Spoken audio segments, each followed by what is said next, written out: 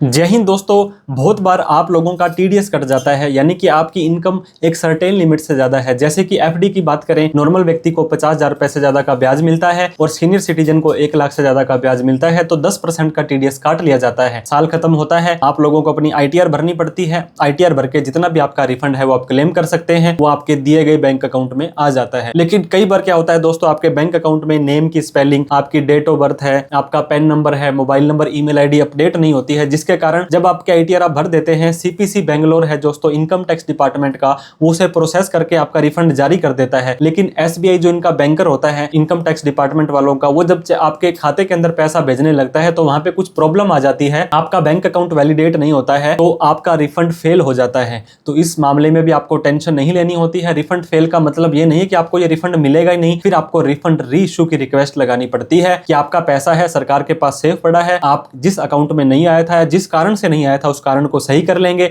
दूसरा account number add कर देंगे, या आपका एक ही अकाउंट है तो उसको फिर से वैलिडेट कर देंगे।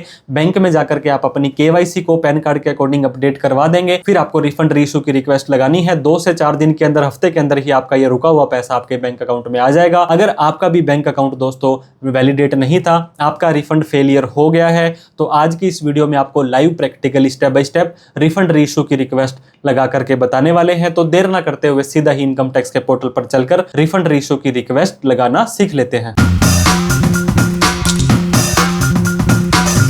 तो अगर आपका भी रिफंड फेल्ड हो गया है, तो कहने का मतलब आपका रिफंड इशू कर दिया गया है इनकम टैक्स डिपार्टमेंट के द्वारा, लेकिन आपके बैंक अकाउंट में कोई प्रॉब्लम आ गई, आपके बैंक में नेम वगैरह का इशू था, तो आपका रिफंड नहीं आया, तो कोई टेंशन नहीं है दोस्तों। आपको यहाँ पे ई फाइल पर आकर के सबसे पहले तो देख लेना है, इनकम टैक्स रिटर्न पर आकर के व्यू फाइल रिटर्न, अगर आपने अच्छे से रिटर्न भरी होगी, उसे प्रोसेस किया होगा, तभी जाकर के तो आपका रिफंड आने वाला है। तो व्यू फाइल्ड रिटर्न वाला जो दूसरा ऑप्शन आ रहा है दोस्तों, वहां पर आ जाना है। अब यहाँ पे आपका असेसमेंट ईयर आ जाएगा, ओरिजिनल आईटीआर फाइल्ड की है, आईटीआर का टाइप आ जाएगा, किसने भरी, कब भरी, सब आ जाएगा। अब दोस्तों यहाँ पे refund payment failed as there is no validated bank account, ये कहता है कि आपका रिफंड हमने इशूड कर दिया है, मतलब आपका रिफंड, आपने ये देखिए प्रोसीड विद रिफंड ड्यू, और आपका रिफंड फेल्ड हो गया है। तो कोई टेंशन नहीं लेनी है, आपको नीचे आ जाना है दोस्तों। अब आपको क्या करना है, ऊपर सर्विसेज का ऑप्शन दिखाई दे रहा होगा, इसके ऊपर सिंपली आपको क्या करना है, क्लिक कर देना है। इसके बाद में एक ऑप्शन आपको आ रहा होगा रिफंड री इशू, कि रिफंड तो आपका इशू हो गया, उसे फिर से इशू करना है हमें। अब ये बोलता है कि रिफंड री इशू जैसे आप रिक्वेस्ट लगा देंगे 7 से 10 दिन लग जाते हैं, लेकिन ये 1-2 दिन में ही आ जाता है। और ये कहता है कि आपके पैन कार्ड को बैंक में अपडेट करें। अब आपकी कोई रिक्वेस्ट पहले नहीं लगी हुई थी, क्रिएट रिफंड री इशू पर क्लिक कर देंगे। दोस्तों कितने भी सालों का रिफंड आपका फेल्ड हुआ हो, अब ये देखिए 25, 26, 24, 25, 23, 22 जो भी साल होंगे, इनकम टैक्स रिटर्न, ये आपका पैन नंबर, कम्युनिकेशन, और यहाँ पे कारण भी दे दिया गया है कि आपका बैंक अकाउंट वैलिडेट नहीं था। अब इस चेकबॉक्स पे क्लिक करना है दोस्तों, जो आपके यहाँ पे एक्नॉलेजमेंट में आ रहा है, नीचे कंटिन्यू का बटन दिखाई दे रहा होगा। अब यहाँ पर आप देख सकते हैं, अगर इस तरह का री वैलिडेट का ऑप्शन आ रहा है, तो कहने का मतलब आपका अकाउंट अभी तक वैलिडेट नहीं है, इसको क्लिक करेंगे आप। अगर यहाँ पे कोई भी ऐसा ऑप्शन नहीं आ रहा है, तो ये आप यहाँ पे बैंक अकाउंट सेलेक्ट कर सकते हैं, और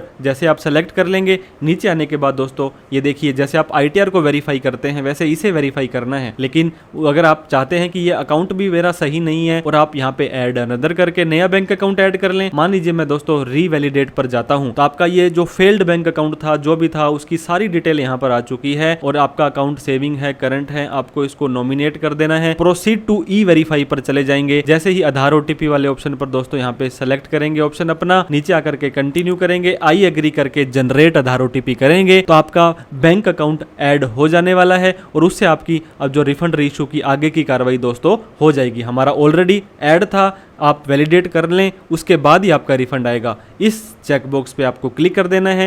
प्रोसीड टू वेरिफिकेशन पर फिर से दोस्तों, जैसे आप अपनी आईटीआर को वेरीफाई करते हैं ना, वैसे ही इसको भी वेरीफाई करना है। कंटिन्यू बटन पर क्लिक करना है, I agree, generate Aadhaar OTP पर क्लिक कर देना है। दोस्तों आपके जो आधार कार्ड में मोबाइल नंबर दिया गया है, उस पे 6 डिजिट का एक ओटीपी आ जाएगा, वो आपको यहाँ पे डाल देना है। तो जैसे ही आप अपना ओटीपी डाल देंगे, आपको वैलिडेट बटन पर क्लिक कर देना है। वैलिडेट पर क्लिक करेंगे तो दोस्तों आपका यहाँ पे देखिए रिफंड री इशू की रिक्वेस्ट आ जाएगी और सबमिटेड सक्सेसफुली आ चुका है, ट्रांजैक्शन आईडी आ चुकी है और आपको ईमेल भी चली जाएगी। अब आप अपनी रिफंड री इशू की रिक्वेस्ट को जाकर के देख सकते हैं कि आपकी रिफंड री इशू की रिक्वेस्ट किस तारीख को सबमिट हुई थी। यहाँ से 7 से 10 दिन का टाइम मांगा जा रहा है, लेकिन 2 से 3 दिन के अंदर ही आपके जो बैंक अकाउंट है उसके अंदर आपका ये रिफंड री इशू वाला पैसा आपके अकाउंट में आ जाने वाला है। दोस्तों, किसी भी तरह का रिफंड आपने क्लेम करना है, जेन्युइन डिडक्शंस और एग्जम्पशंस की क्लेम लेनी है, तो किसी प्रोफेशनल की हेल्प लेनी चाहिए। ऐसा कोई केस नहीं है तो आप हमें कॉल, मैसेज, व्हाट्सएप कर सकते हैं।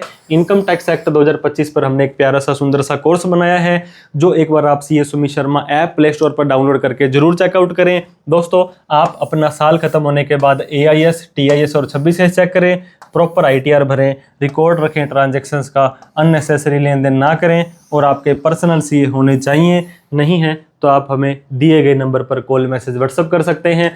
फिर भी कोई डाउट, क्वेरी, क्वेश्चन रह गई तो कमेंट करके पूछें। वीडियो अच्छी लगी हो तो लाइक करें और जाते जाते दोस्तों अभी तक सब्सक्राइब नहीं किया है तो सब्सक्राइब करते जाइएगा।